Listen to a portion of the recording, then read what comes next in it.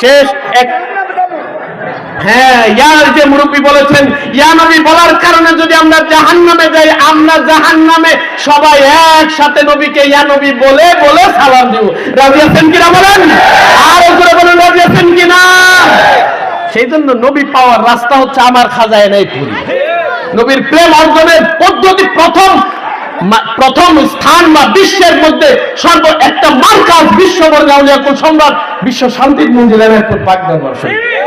খাজাইনেরপুরে আদর্শ ধরতে হবে, খাজাইনেরপুরে আদর্শ মানতে হবে। খাজাইনেরপুরে আদর্শে যদি থাকেন, আমার খাজাইনেরপুরে আমার নবীকে বলেছেন ইয়া রাসূলুল্লাহ ইয়া হাবিবাল্লাহ, আমার মুরিদ যত গরিব আপনার রওজা তো জিয়ারত করতে পারবে না। আমার মুরিদের এত গরিব নবী আপনার রওজায় যাইতে পারবে না। আমার নবীজির কাছ থেকে আমার খাজাইনেরপুরি অনুমতি নিয়েছে। হ্যাঁ, আমার খাজাইনেরপুরি বলেছেন বাবারা তোমরা ঘরে বসেই যদি আমার নবীজির উপর 500 মর্তবা দরুদ শরীফ পাঠ করো, মনে রেখো তোমার ওই ভাঙা ঘরে আমার নবী হাজির হয়ে যাবে।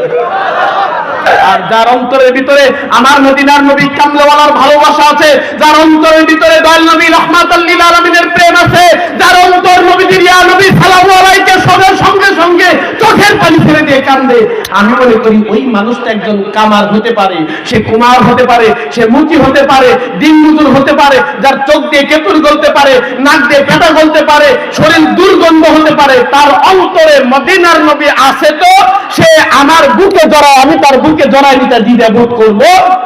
আর আপনি যতই সুন্দরী হন না কেন, যতই জ্ঞানী হন, যতই গুণী হন না কেন, আমার নবীর ভালোবাসা আপনার অন্তরে নাই, আপনার সাথে ইহজগতের সম্পর্ক নাই, আমার নবীর তাজিম আপনার ভিতরে নাই, পরজগতেও আপনার সাথে সম্পর্ক নাই। ঠিক কিনা বলেন? নবীকে ভালোবেসে এখন মোল্লারা ফতোয়া দেয় এই তোমরা ইয়া নবী সালাম আলাইকা পড়ো তোমরা জাহান্নামী, তোমরা মিলাদ পড়ো তোমরা জাহান্নামী।